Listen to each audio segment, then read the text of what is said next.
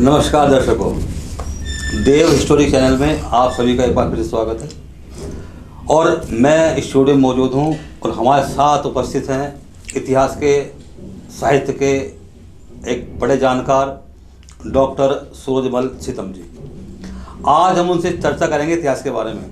चर्चा क्या होगी ये आपको पता नहीं होगा, क्योंकि आज चर्चा एक विशेष चर्चा होगी। तो आइए पहले मिलते हैं डॉक्टर सीतम जी से। नमस्कार डॉक्टर साहब। नमस्कार साहब। आपका हमारे चैनल पर हार्दिक स्वागत है। धन्यवाद। डॉक्टर साहब, आज हम आपसे एक चर्चा करेंगे इतिहास के बारे में, लेकिन चर्चा थोड़ी अलग होगी जी, जिसके बारे में लोगों ने शायद बहुत कम ही सुना है बिल्कुल कि हमारे दिल्ली पर हिंदुओं ने राज किया जी, मुसलमानों ने राज किया, अंग्रेजों ने भी राज किया जी।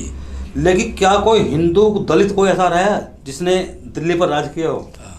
ये आपने अच्छी बात, अच्छा टॉपिक उठाया, क्योंकि इतिहास हमारा ऐसा ही सही इतिहास पढ़ाया नहीं जाता। और आज तक इतिहास में कहीं दर्ज नहीं है, जो आपने पूछा, कहीं दर्ज नहीं है कि किसी दलित ने शासन किया हो। जी। मगर है, जब हम अंग्रेज़ों का गैजेटेड पढ़ेंगे तो हम पता चलता है। तो ये बात यहाँ शुरू होती है कि हमारे हिंदुओं में कई कम्युनिटियाँ हैं। एक कम्युनिटी वो है जिसे आज वाल्मीकि कहा जाता है। जी। तो उसे अनेक प्रदेशों में अलग अलग नाम से जानते हैं। जैसे हमारे उत्तर प्रदेश में भंगी कहते हैं, और हिमाचल उत्तरांचल में डोम कहते हैं। जैसे इस प्रकार पंजाब में उसे चूड़ा कहते हैं, और कलकत्ता में उसे डोम कहते हैं, बिहार में उसे हैला कहते हैं। तो अनेक नाम है उसके। तो ऐसा ही एक व्यक्ति गुजरात के काठियावाड़ में था, जो भंगी का बनाम हैला का पुत्र था। तो उसने दिल्ली की गद्दी पर राज किया है। किंतु घुमा फिरा के बात लंबी है, तो वहाँ शुरू होगी ये बात 12वीं सदी की है। 12वीं सदी में जो था उत्तरार्ध की, गुजरात के काठियावाड़ में एक भंगी दलपत नाम का भंगी था जी। और उसके एक ही लड़का था, और बड़ा हट्टा कट्टा, वो दिल डॉल में वो था, और उसकी बड़ी वो चलती थी, टोले का प्रधान था वो। तो हमारे देश में ये शुरू से पढ़ा देखा है आपने कि इन दलितों को मंदिर में जाने का अधिकार नहीं था, पुलिस में भर्ती होने का अधिकार नहीं था, सरकारी नौकरी में नहीं था, और पास से निकलने का भी कम अधिकार था। तो वहाँ भी गुजरात काठियावाड़ में स्थिति ये थी कि किसी मंदिर में वो दलित लोग नहीं जा सकते थे। अछूत जो अतिशूद्र हैं वे, तो वो नहीं जा सकते थे। तो उस जो दलपत का लड़का खुसरब था, खुशहाल था, खुशहाल ने एक अपने प्रधानी उसमें लौंडे तैयार किए पट्टे। उन्होंने कहा मंदिर में घुसना है, चाहे जो देखा जाएगा। उन्होंने कर ली। रात को साला सुबह को घुसे तो मारा मार मच गई। हिंदुओं में आपस में मारा मार मच गई। जो समण हिंदू थे वो कहता क्यों घुसे, तो उसमें एक दो आदमी हताहत हो गए, बलिदान हो गए। तो फिर रात को बड़ा दुख प्रकट किया उन लोगों ने। सोचा भाई क्या फ़ायदा ऐसे धर्म में रहने से। तो उससे खुशहाल से पूछा गया क्या करें फिर, तुम प्रधान हो। उसने कहा इस्लाम धर्म ग्रहण कर लो सब, ये झंझट तो नहीं रहेगा। तो उसने कहा ठीक है, इसकी बात, प्रधान की बात तो माननी पड़ेगी। मानते थे। तो टोले के नेतृत्व में वो वहाँ जाके उस समय प्रधान उसने बात तय कर ली, और वो मतलब वहाँ से सब बन गए, और खुशहाल का नाम नसरुद्दीन खुसरो रख दिया गया, और 10-12 लोग थे, सबके नाम अलग अलग रख दिए गए। डॉक्टर साहब, हम तो बात कर रहे थे दिल्ली के सम्राट की जी, और आप ले बैठे प्रधान की। तो प्रधान की नहीं, हम दिल्ली के सम्राट की बात जानना चाहते हैं। अच्छा, तो वो जब मुसलमान बन गए, मैं यहाँ कह रहा था बात जी, प्रधान था, मुसलमान बन गए। अब वो प्रधानी तो नहीं रही, किंतु उन्हें एक सम्मान मिल गया वहाँ जाकर। उस तरह से जाकर अब उन्हें ना तो मंदिर प्रवेश की दिक्कत थी, ना कोई दिक्कत थी। मस्जिद में जा सकते थे, नमाज अदा कर सकते थे, कोई छुआछूत नहीं, किसी प्रकार की कोई बात नहीं थी। तो वही व्यक्ति जो खुशहाल था, नसरुद्दीन खुसरो के नाम से, अब जाके दिल्ली में मुबारक खां की फौज में भर्ती हो जाता। सेना में भर्ती हो गया। हट्टा कट्टा था, मैं पहले बता चुका, वीर था। कई मुकाबलों में उसने वीरता दिखाई और कई इलाके जितवाए। तो राजा ने ये कहा तो हमारे अंगरक्षक और दरबार में रहोगे, आपको ये खिताब दिया जाता है। तो दरबार में उसे रख लिया गया। उसके बाद उसने क्या किया, अब उससे हिंदू था, उसे डर था उसका उस बात का, वो तो मुसलमान सिर्फ इसलिए बना था कि कुछ सत्ता तो हाथ में आ जाए। उसने कहा अच्छा, तो तब उसने ये करा कि महाराज वो तो ठीक है आप जो कर रहे हैं, किंतु मैं कुछ चाहता हूँ।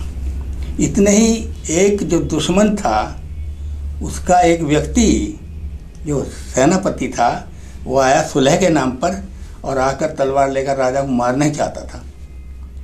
तो ये नसरुद्दीन खुसरो जो था, जो वाल्मीकि से बना था, बात कर ही रहा था, तभी उसने उस शत्रु का सिर अलग कर दिया और राजा को बचा लिया। अब उसने कहा तुम तो बड़े वीर हो, तुम्हें कह रहा। तो उसने कहा मुझे एक इजाज़त बस दे दी जाए, मेरे साथी जो हैं महल में आने जाने की फिर इजाज़त होता है, कोई रोका टोका ना उन्हें। तो उस समय नसरुद्दीन खुसरो ने जितने मुसलमान बने थे सबको अंदर रख लिया और आना जाना हो गया, उसकी मजबूत बैठ हो गई। आगे अब आता है कि राजा बनने वाली बात जो थी सारी। तो सम्राट ये कहता है कि भाई हमें तुम पे बहुत विश्वास है, अब तुम ऐसा करो, दिल्ली में जो बड़े बड़े मंदिर हैं सबको तहस नहस कर दो, मस्जिद बना दो। अब वो भले ही वाल्मीकि था, भले ही मुसलमान बन गया था, मगर हिंदू तो था। उसने कहा शहंशाह वो आपका जो फरमाने सिर माथे पर, अच्छी बात है, किंतु किसी भी धर्म की इबादत स्थल को तोड़ना पाप है, तोड़ना नहीं चाहिए। और अगर हमें इस्लाम को फैलाना ही है, प्रचार करना, तलवार के बल पर नहीं, हम प्यार से, मैत्री से, करुणा से, दया से, अच्छा वो करके, अच्छी क्षमता भाव रख के, लोगों के अच्छे काम करके, अपना अच्छा पक्ष दिखा के तो हम तो कर सकते हैं। तो कहने लगा अच्छा मैंने तुमसे सलाह नहीं मांगी है, भूल गए अपनी औकात, तुम कौन थे? अगर इस्लाम में नहीं आते तो वहीं हिंदुओं में दलित बने पड़े रहते कीड़े बनकर, और तुम भूल गए इस्लाम ने इतना ऊंचा ओहदा दिया तुम्हें, आज तुम मुझे सबक सिखाते हो इस्लाम की बात पर। जाओ मैं तुम्हें बर्खास्त किए देता हूँ अभी ओहदे से। तो फिर मतलब उन्होंने खुसरो को बर्खास्त कर दिया?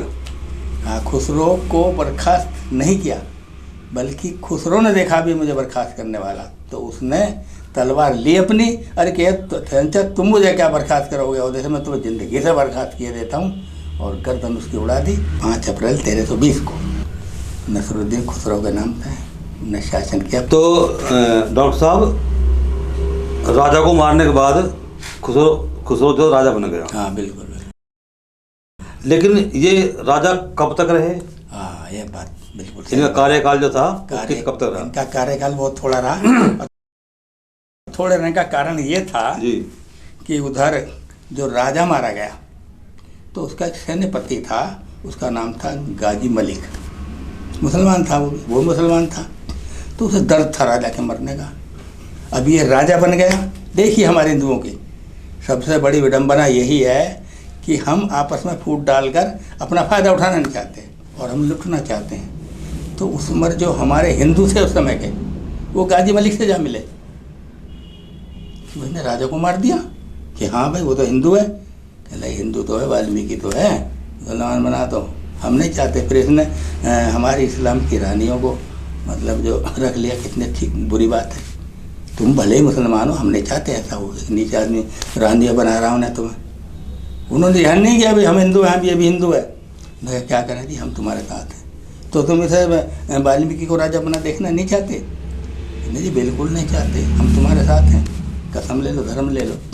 तो हिंदुओं के एकजुट होने से, उनका साथ देने से, तो दिल्ली के जो सेनापति थे उनके पहले राजा के, गाजी मलिक, उसने 1 सितंबर को दिल्ली पर आक्रमण कर दिया कि भैया उसे मारेंगे। और ये जो थे, जो सैनिक थे, हिंदू सैनिक, वो 2 जगह बट गए और एक टुकड़ी बहुत सारे सैनिकों की उससे अलग चली गई, देखो वहाँ जिसने लड़ना था, और गाजी मलिक से वो अकेला थोड़े सिपाहियों के साथ भिड़ता रहा। 4 दिन तक उसने युद्ध किया और 5 सितंबर को सन 1320 में वो देशभक्ति व देश प्रेम में बलिदान हो गया अपने देश पर।